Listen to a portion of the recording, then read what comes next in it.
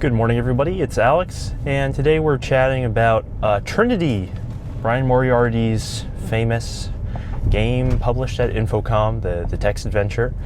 I just wanted to give my thoughts on it, having completed, a playthrough of the game for the very first time. This is not only my first, Infocom game, but it's also my first sort of text adventure in general. And I thought it was an interesting experience.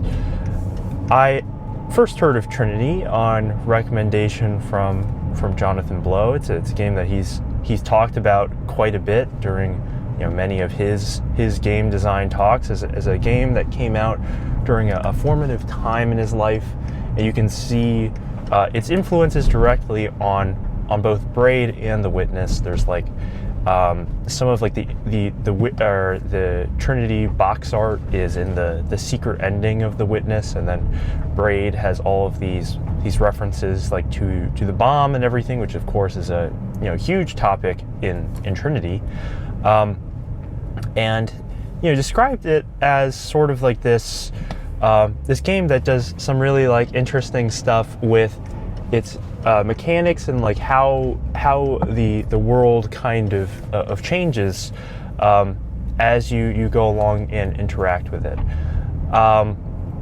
and so kind of like very fresh fresh here of like not I'm not like the biggest fan of adventure games. Unfortunately it's a genre that I have not really resonated with that much. I feel like there's a lot of guessing, of just trying a bunch of permutations of things until you kind of like align with what the developer kind of wanted you to do there. And so I came in, willing to give it a shot, had some fun, like, screwing around with DOSBox and trying to get that working. And what struck me is that, like, no one has ever really done, like, or I guess, like, right now, I couldn't find a, like, in native terminal, like, in like, Windows Shell or PowerShell, like, a way, like, an emulation layer to render just, like, DOS games to the screen there, of like draw them in that, and I thought that was just like kind of weird, because it feels like that would be something people would have tried, would have done, but obviously I am no expert on DOS. I'm no expert on like what went into like DOSBox itself to get like all that emulation working as well as it does. But it's just weird to me that it's like, for this text adventure here, I'm having to launch like a dedicated little SDL3 GUI window that is just doing all of the like the DOS like fake screen emulation on its side. And like I think it might be one of those things where I just do not know enough about like why it's an idea that would be hard to do, but it was just a little odd to me that it hadn't happened yet.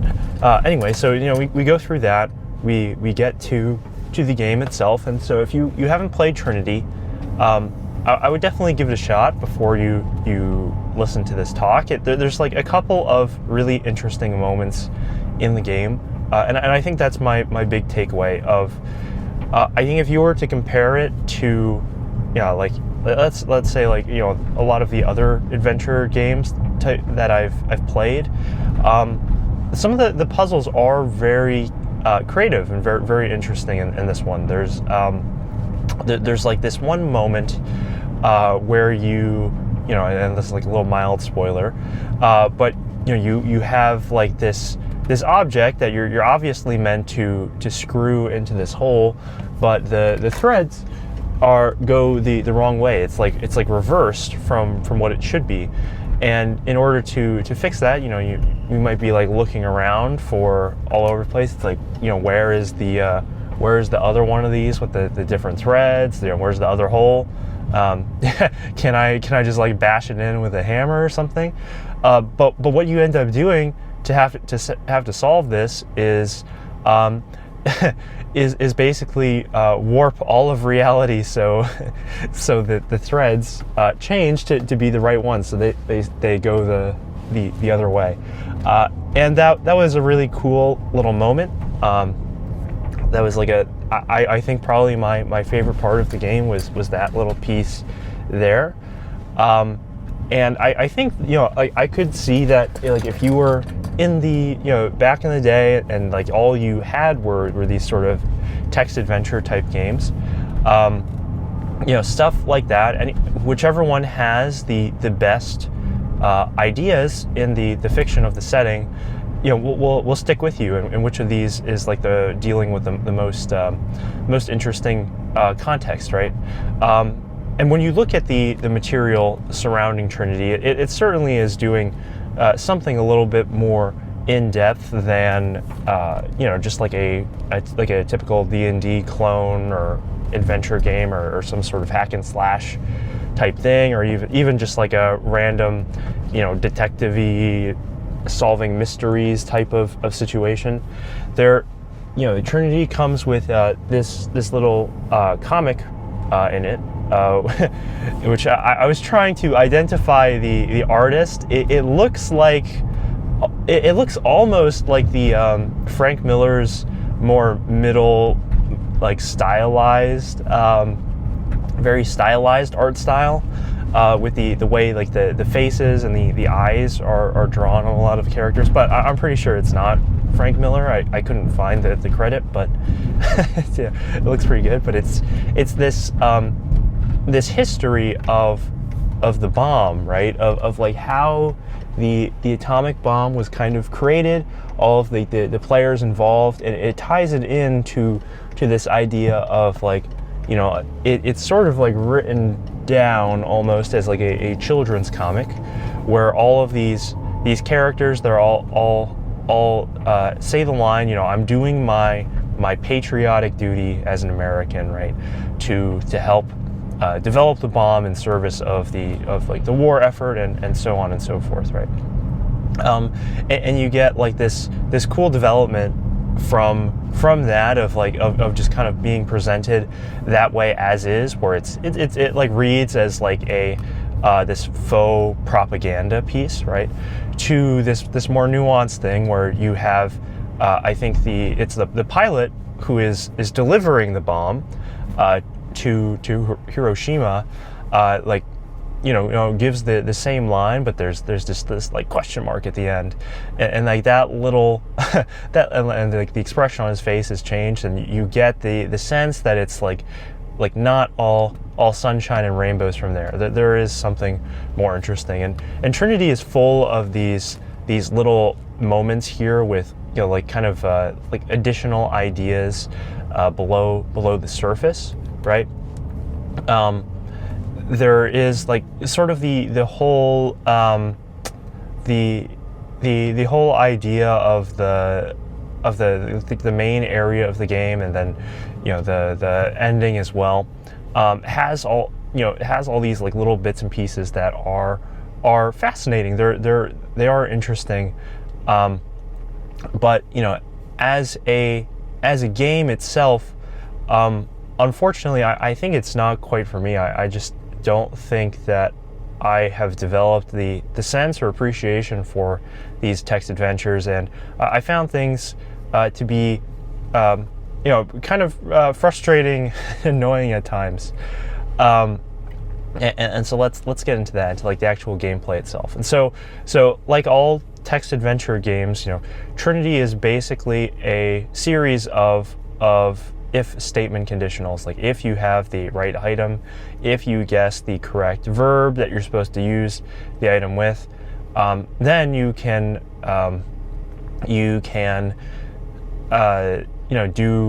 solve the puzzle, right? But there's no the issue, aside from just like having to trial and error a lot of these things, is, obviously the amount of information you have to work with is incredibly limited to just like the dialogue in whatever room you're entering, or the setup text. And so you are, you are doing all that guessing all the time, but on top of that, there are many like irrecoverable states in Trinity. Like if you did a puzzle in the wrong sequence, if you like went into an area like before you were supposed to, all of these things will cause you to just straight up like be in like a irrecoverable game state, right? And Trinity is full of these. They are even like, at some point I had to pull out a guide. I'll be honest here, because like some of the puzzles were just like too freaking confusing, and there was just too much like going back and forth trying to like figure out like what exactly the problem was. And a lot of the puzzle areas, you're also on this like pretty strict time limit here. So not only are you kind of like working blind, just having to try stuff randomly to get it to work, but also like if you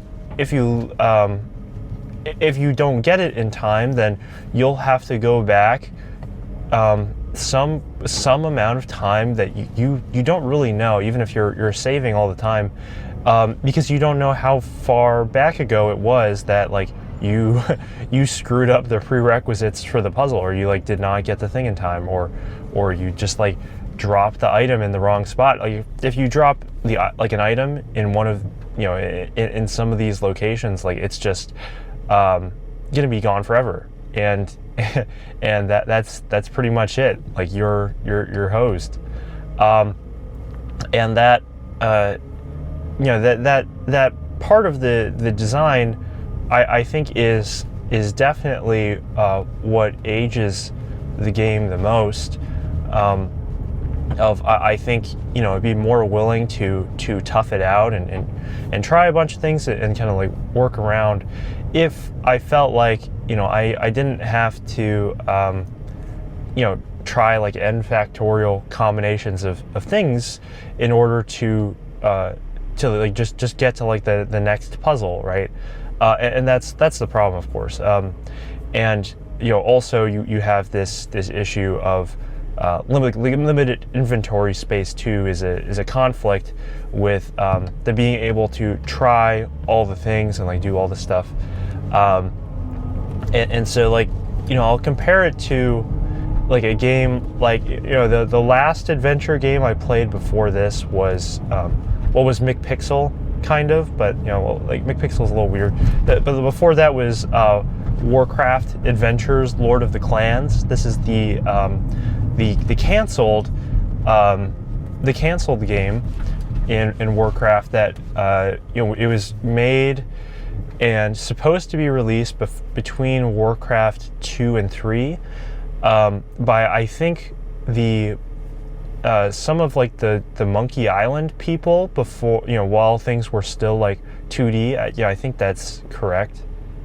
It might be no, I think it was like Midway or some. I don't know. This is like clearly an area of game history that I am just like have no knowledge of. But like Warcraft Adventures, it has all of these same annoying problems of like you are kind of just having to guess like with all of the items you have available to you and all the like the crap you can click on, all the different places, what exactly is it you're supposed to do. But in that game, like you don't have this issue of finite inventory space. There are much fewer items you have on your person at any given time, right? So there's less things you just have to like cycle through. There aren't really any of these crazy time limits. I think there are very few hard fail conditions in that game. So there's like very few irrecoverable states as well. And obviously being a more visual thing, like you you don't have to do as much of this like side bookkeeping of like map making and note taking, all this stuff, in order to figure out like just piece together the thing in your head of like what you're supposed to be doing, right? And that is, I guess that's like sort of the charm and like the point of the text-based adventures, is that you had to do that stuff. But I think like obviously it's not playing into all the strengths of like what a computer could be doing, and it makes it harder to hold in your head, especially once you get to the point where it's like, okay, I'm like maneuvering time and space, and like I have like 24 different items that I'm trying to keep track of, and like I don't know which order to do the things in, and it's that becomes like a problem with it, right? That's a problem. And I don't know if I'd fault like Brian, or even like any of like these Infocom games at the time. Like that is just, I think this is a case where the language of how the adventure game is designed just like was not quite there yet, and so these are the obstacles you have to deal with in order to kind of like get into the game. And it definitely sapped my enjoyment, but so it is. I think we're at the point now where kind of like we've gone through a lot of like the non-spoilery stuff we can talk about. So I think we have to dive in at this point. If you have not played Trinity, or at least like gone, tried to go through it at all, like please like do so now. I think that it's worth like at least a couple hours to, if you never played a game like that before, to try it out, to see what this type of game was about, and like what made it interesting. But anyway, we'll continue on here. So Trinity, right, has this main theme of or this main element of the bomb, right? Of you start off like in London in the not so distant future, when World War III breaks out and the bomb comes and blows everything up, and you must escape into like this secret magic doorway, right? And from there you end up in this sort of like this like wonderland, crazy place where like the rules of time and space don't quite make sense. There's all these like weird, wacky elements, and some strange characters and stuff. And then your adventure like kind of like really starts there, and you have to use the big magic sundial up in the sky to move the sun to the correct places, so you can go into each of these hidden white doors that are all in toadstools, right? And they will allow you to visit the site of where there was some sort of nuclear bomb went off, right? So you go to like, I think it's like the Bikini Atoll, you go to like the middle of Nevada, you go to Nagasaki, even like the future, where there's like some sort of bomb like attacking like a satellite in orbit around outside of like Mars or something, or no, like outside of Earth, and then you're on Mars for like some different one, I believe, and it all sort of you're solving these like little puzzles in each of these areas on like a little time limit, right? And from there you take all the items you've acquired, you go to like there's like the river Styx, right, where they're with the boatman and a bunch of shades, and you have to kind of like fool him into letting you pass, and then the final door lets you go to the Trinity site, where you have to sabotage like the initial test of the bomb, because supposedly it's like too powerful. It's powerful enough to wipe out like the whole state of New Mexico, blow Los Alamos totally off the map, instead of just like this little piece of desert next to it. And but like in doing so, you create this like time paradox where you're sent back to the same future, London where you started off in, and then the bomb goes off once again, right? It's this sort of like predestination thing.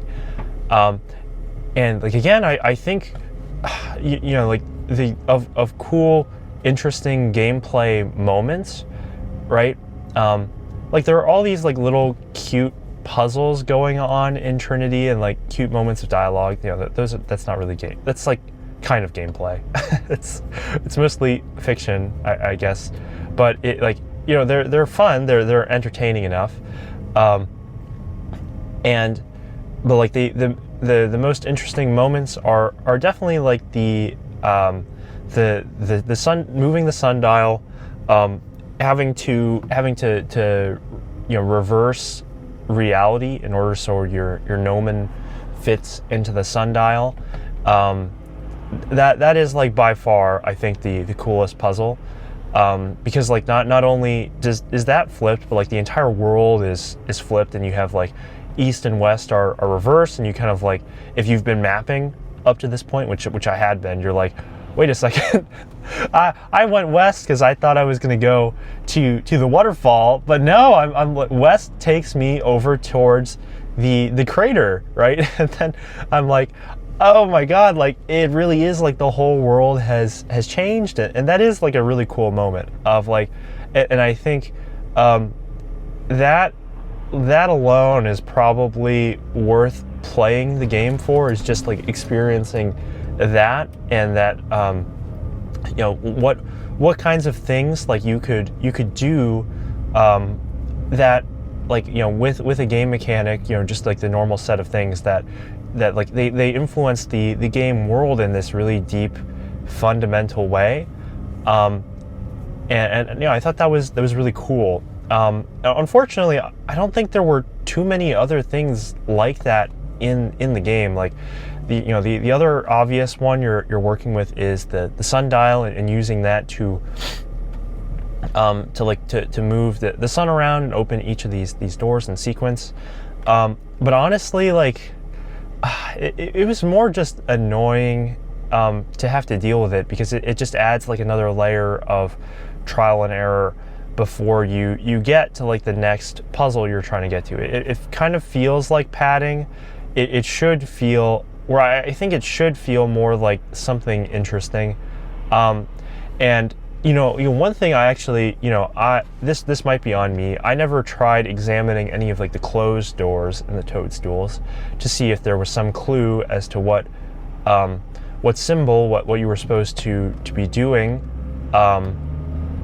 to open each of them, right? Which I would hope that they have. Like I didn't check, but I would hope, because I mostly was just trying, like, okay, all right, I have to open another door. I have to try this like 7 times. I have to go, I'll make a save up here, and then I'll like go try 7 times, walk to the door, see if it's open this time, and then, you know, we can move forward. And that was really unmotivating to me, because it is just like, it's just like burning time. It's not very interesting. And I think like definitely there are a lot of moments like that where it's like, I don't know how much screwing around, like examining every nook and cranny of these rooms I'm supposed to be doing, because like, you know, obviously like there's like 140 rooms in the game, and most of them are filler and have you know, like they'll have some interesting descriptive text, but, you know, functionally to the game there is not anything going on, right? There's no item, there's no hidden path. They're just like a you know, like hallway, right? A hallway without anything to do in it. And so that becomes a problem too, of like when you disguise useful information, like under mountains and mountains of not useful information, of like, then you know, you're training the player to just ignore stuff, right? Of like, I cannot be bothered to go check check like the bone pile and the ossuary, because like the last 3 rooms, I didn't see anything in there. I was missing the item to do anything with. So, what am I going to do? And then like, in that very specific case too, it's like if you type like bone instead of bones or something, then you don't get the unique examine text that actually gets you the item, which is like, that is like ridiculously frustrating and stupid, right? When you have stuff like that, that is just simply that's just like not good. When you have such like a narrow way of doing things, and it is like it's really cool. It's very interesting how much like the infocom engine is able to recognize out of like natural text. This is like pre-chat GPT we're talking about here. So, but it's like still like you definitely feel at points like you're fighting that system, or you like have to kind of like learn how to work with it. But it's like there are moments where it'll show its the cracks in it very, very directly, and you're left with like, oh god, like, am I just like typing some crap out wrong, or am I fundamentally not understanding the puzzle correctly, right? Which, as Jonathan Blow, I think in Braid at least, spent a lot of time trying to make it so the execution and the understanding of the puzzle are two very distinct operations, right? And the execution in a puzzle game should be relatively easy to perform, because that's not what the game is about. The game is about the understanding and this building up of knowledge and of like how that game world works, and trying to navigate toward a solution, right? And so like all of these things and all of these things kind of like go to like I think in like the very opening of the game when you're in London, it's not so bad because you have so much leeway. You really can just screw around, but even so, there are like a couple of things where I'm like, I don't know, like, am I doing this right or not? And like at some point there is a time limit, and you have no idea if you have all the items you need before you're whisked away to the main part of the game, and that is continuous throughout every time you go through one of these doors, and you get into it and you're like, I have no idea if I have all the crap I need to solve the puzzle and get whatever it is out of here. I'm not really sure what exactly it is I'm supposed to be doing at any of these doors. Like, I understand there's a sequence, there's something to be that's like going on in it, but like I don't know, like, what is the like am I just like getting an item? That's usually the case. Am I getting an item? Am I trying to like change something in here? Like, I don't know. But that all kind of like culminates in the final part of the game, where like if you get to Los Alamos, right? You get to the Trinity site, and it is this huge area, huge amount of space with a number of like different things going on, with like a ton of prerequisite items you have to have set up in order to get in there and not fail, right? And when it is such a long sequence of things you have to do with like very, very tight limits on execution, of like, if you like screw around too much, like you'll die and you have to start over, and it's just like flat out like you like did not you did not do it right, and you just have to try again. And like that's one of those situations where the puzzle is just like, after you've pieced it together, you just have to do and remember 18 different things in the correct sequence in order to succeed. And like, not all of them are super obvious. we'll say, like, there's like like even like the very first thing where you have to like get the 2 gems and put them into the boots in order to be running fast enough to like keep to like solve the puzzle. Like what the hell? How are you supposed to know that unless you are really like it's just like trying everything, and that is that did not really work for me. And so I think like in terms of gameplay spoiler stuff, I think that's pretty much it. I'd like to take the rest of the time. We still got some time here to talk about the rest of Trinity, of the actual fiction, the world, some of like the ideas, which I thought were very interesting. And as I've heard, Trinity is considered to be like one of the most literary of these Infocom text adventure games. It's considered to be one of the ones that has like the most like stuff going on, and I don't want to discount that as part of the experience, because it definitely is, and that is definitely what I think there are some moments that are really cool or have kind of stuck with me. So let's go through those. Okay, so starting off, right, like like definitely that intro comic, I thought that was really cool. Not just as like a obviously I'm a comics guy, but it would also just like as a little piece there, and like kind of playing around with the idea of like maybe the target audience of this game like skews younger, but also like treating them as like adding some subtext to it, and treating them like not as infantile, or adding something different you could get like on an additional read. That was good. I liked that.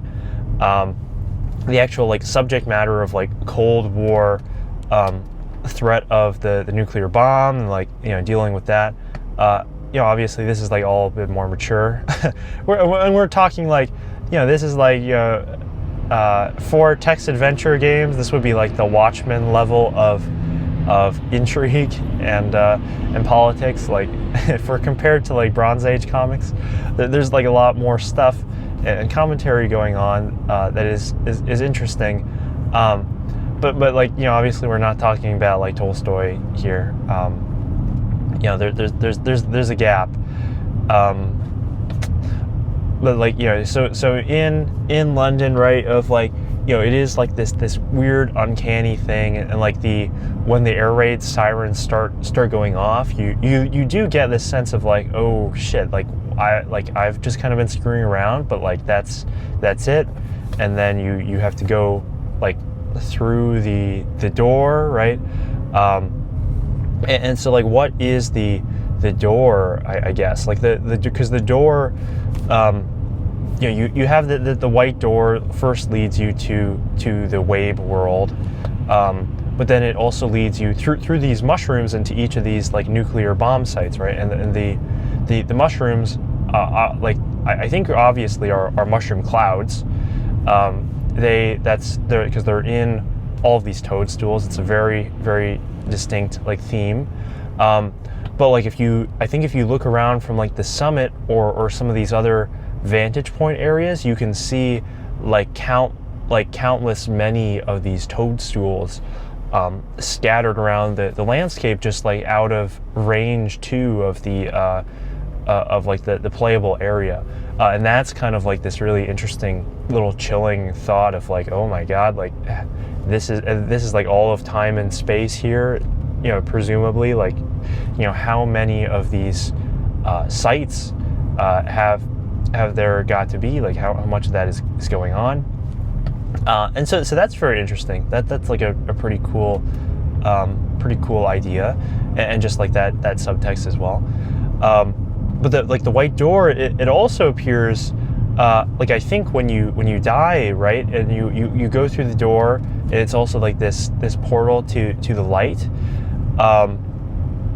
And but it brings you as a shade to the river Styx with the boatman, and you give him your coin that you didn't know you had, and then he ferries you on along, right? But obviously also, like, this is something that you do during the course of the normal game of you infiltrate the boat, of disguising yourself as a shade with the shroud and the boots, right? And the silver coin,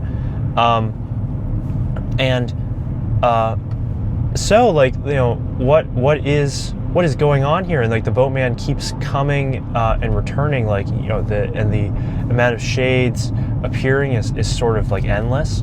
So are these shades sort of like these other versions of you that are kind of caught in this game restart load loop, right? Or are these the shades of those that have died in all of these other, like, nuclear bomb blasts, right?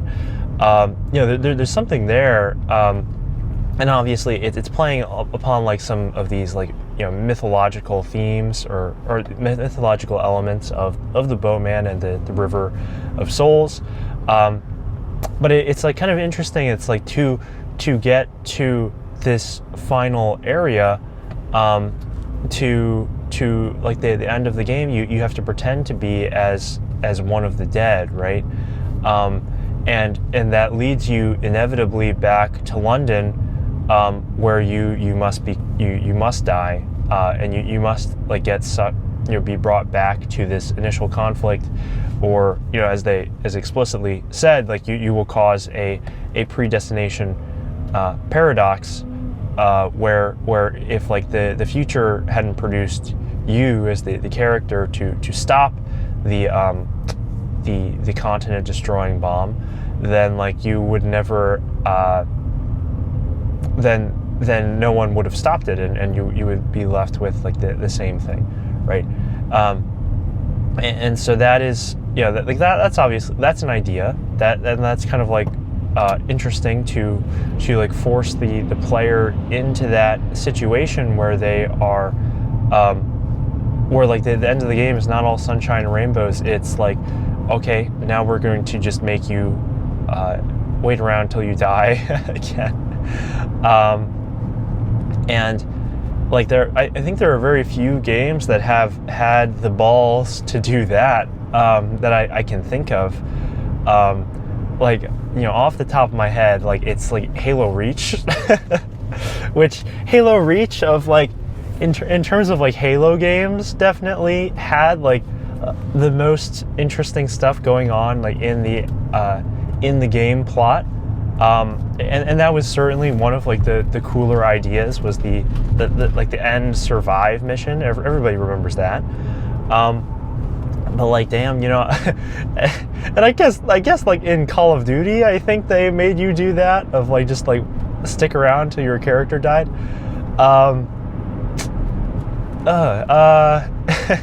Yeah, like and like making you kind of play through it too is the thing, right? Because there are a number of games where, like, your character kind of just, like, dies in the cutscene at the end, like, and we are not counting, like, Assassin's Creed Revelations in this list here or whatever, right?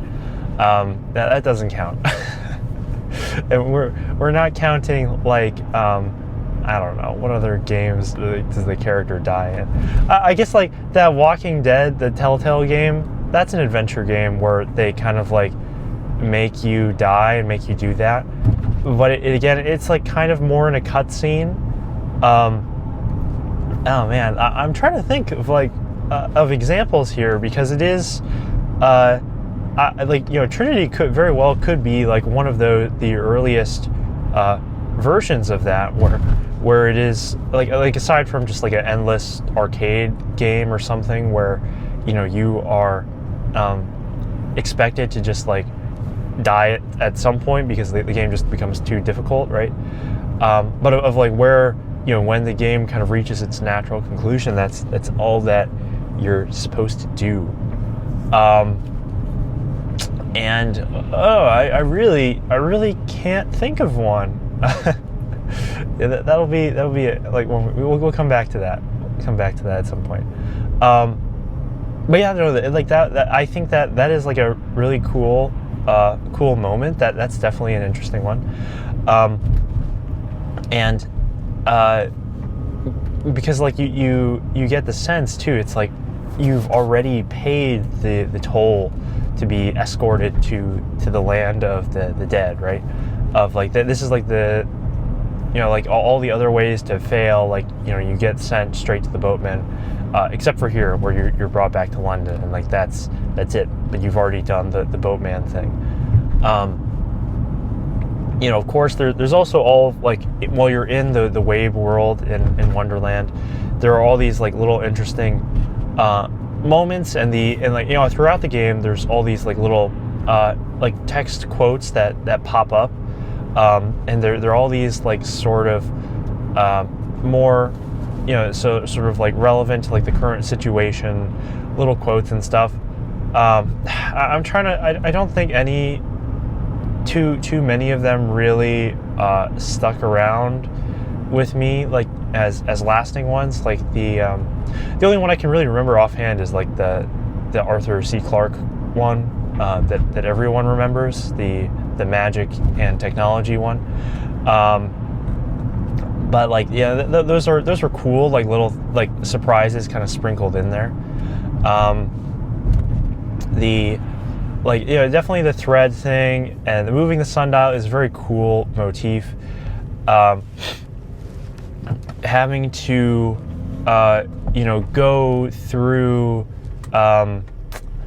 like the crypts and stuff into like through the ossuary past like the Barrow White. That's like all of, like a really like cool looking moment, right? And that's another one where it's all of these dead here, and even like the dead the crypt that you unearth to find the shroud and the boots and the coin. The guy in there has been in there for some like long amount of time, and like also is that also supposed to be the player character who has died at some point and been entombed here, right? Because like there are a number of moments in the game where it does break like the fourth wall. You have like this invisible narrator, the voice of Brian Moriarty, who is making all these like Gnomon puns and like nudging you in the right direction every once in a while, and eventually comes in at the end, right? And you have this moment in the cottage with the book and the map and the bird, where it's all this like very self-referential thing of like the book is telling you like and the bird are like describing to you like the last couple of actions that you did, right? And they're being written in there, and like your whole adventure is inscribed in this book. And what does that mean? It's like a fun little Easter egg, right? But it's also like the rules of time and space, and this boundary between the fiction and the real is so blurry in Trinity that you get the sense that there is like something else there. Like even like the map on the wall is supposed to be your scribbled up version of the game map, right? That is in there, and your player character in the dialogue recognizes it, right? Which of course is like, it's a cute little Easter egg, but also it's like there's something like on another level here where there are so many of these boundary breaking things where like you get the sense that it must be part of this, right? And the fact that you're kind of expected to look at the box of the game to figure out all of the symbols, as well as like the origami bird that's in there to try to like figure that out. All of these like bits and pieces are they like ask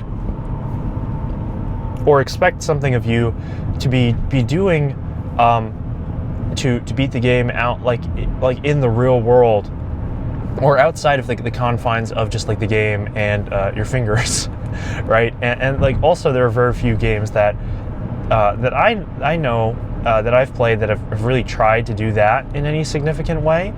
Like there is The Witness, of course, where you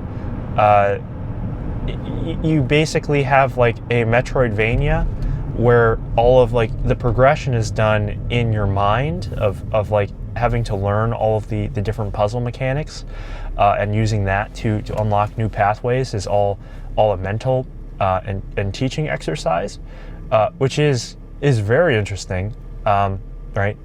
And like Metal Gear Solid 1, I guess, is like the other big one where obviously there are all these like little gimmick parts of you have to find the correct radio frequency, like on the back of the box. You have to do the unplug the memory card and plug the controller into slot 2 and all these things. But in there, like they're a lot of the like in that game they do feel like they're kind of just like fun little cute nods to the player, where because like I think like in that game it's so much of it is also just there's so much like in the actual plot and like in-universe fiction of it, where like all the fourth wall breaks are just kind of like cute little things, whereas in Trinity it does feel like it's a little different, that it is part of something else, but it's not something I've quite really tapped into, so there's that. And also I guess like as a separate thought, we have all the moments inside of the toadstools, inside of each of these bomb explosions, right? And these are the moments where you have some kind of time limit. There's like some dialogue that's like telling you how you're like running out of time. But like obvious like these time limits are all like, if you like don't know what the puzzle is, like they're very tight actually, and there's like not a lot of like screwing around you can really do.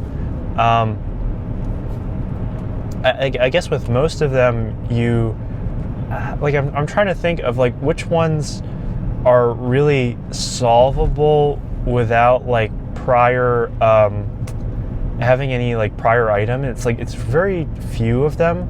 You have to do like a lot of these things in the correct sequence, but like the fact that you have like these ones that are going like back and forth in time like this, like exploring all of these different locations of like bomb testing and like actual bomb usage in the past and the future, that's like a really cool idea. That's like something very interesting.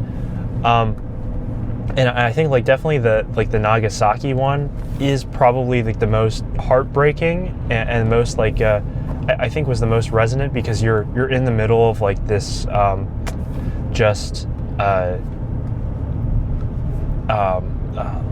like population here where you have all these other people, and there's this like little girl who you are you're interacting with, right?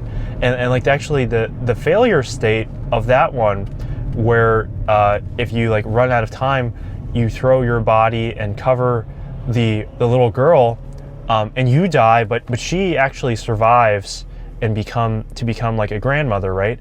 But if you don't do that, there was no one there to protect her, right? And so you presumably for you to win and progress, like she must have been killed in the blast, right? That's like a little creepy kind of moment when you go back and think about it. That's like a little frightening.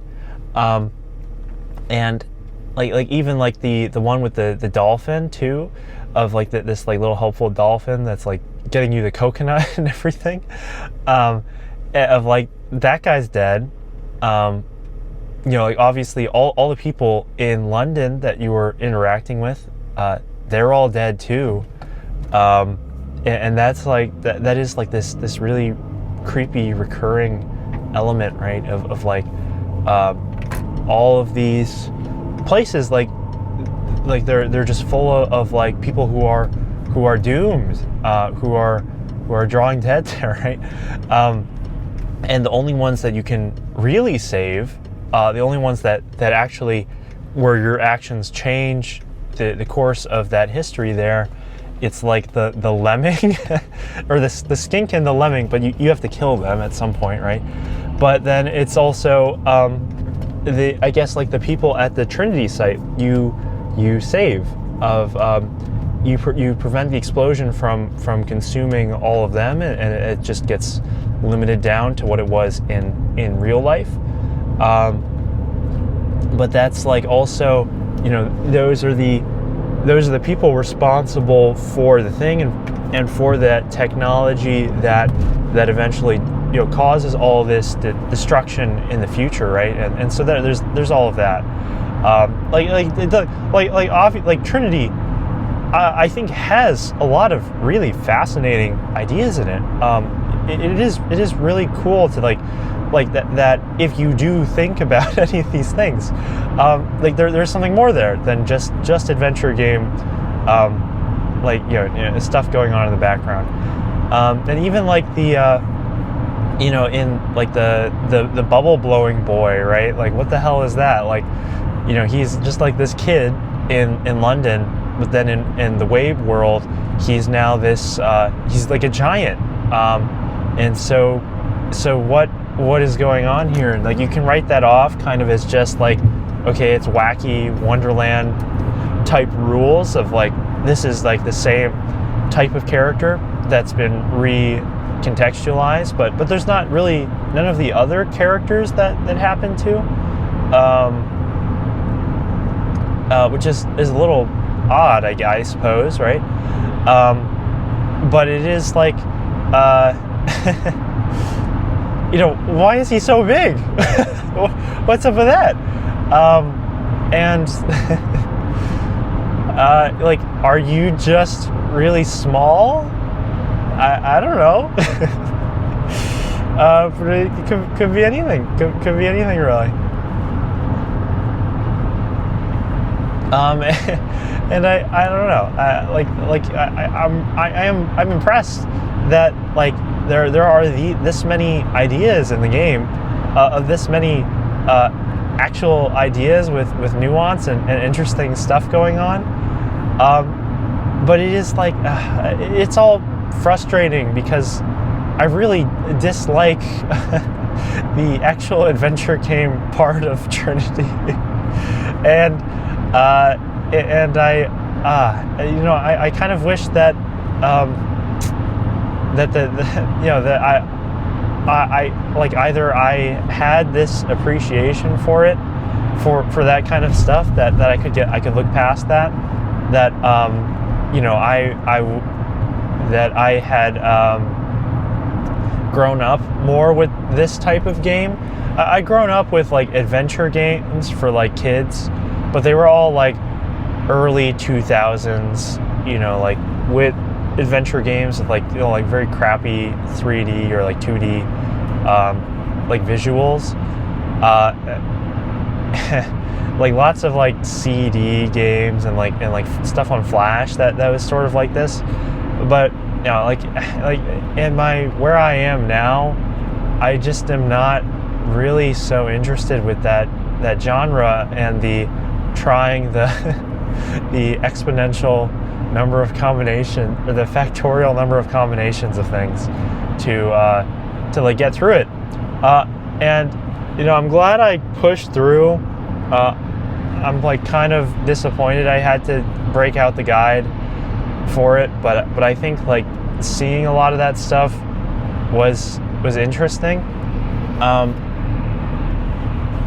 But that's that's it, I guess. I don't know. I don't know what else there is to really say about the game, except I'm a little less interested in playing Zork now.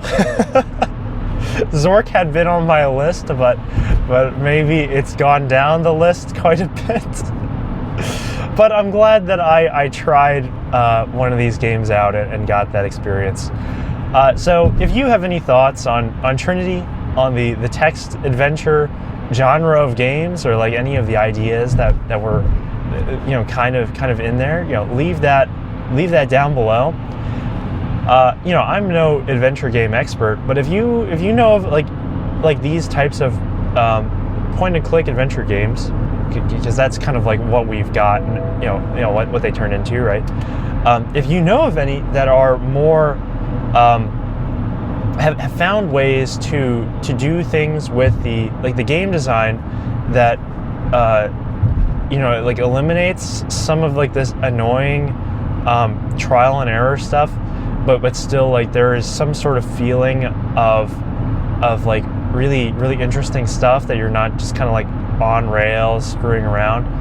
I would love to know that. I would love to know like which of these, like what are the highlights of this genre that like people were able to do stuff with.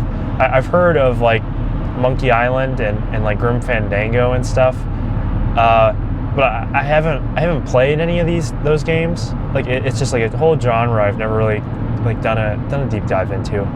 But I'd love to know if there are ones out there, or ones that like have the amount of like interesting like ideas going on as Trinity.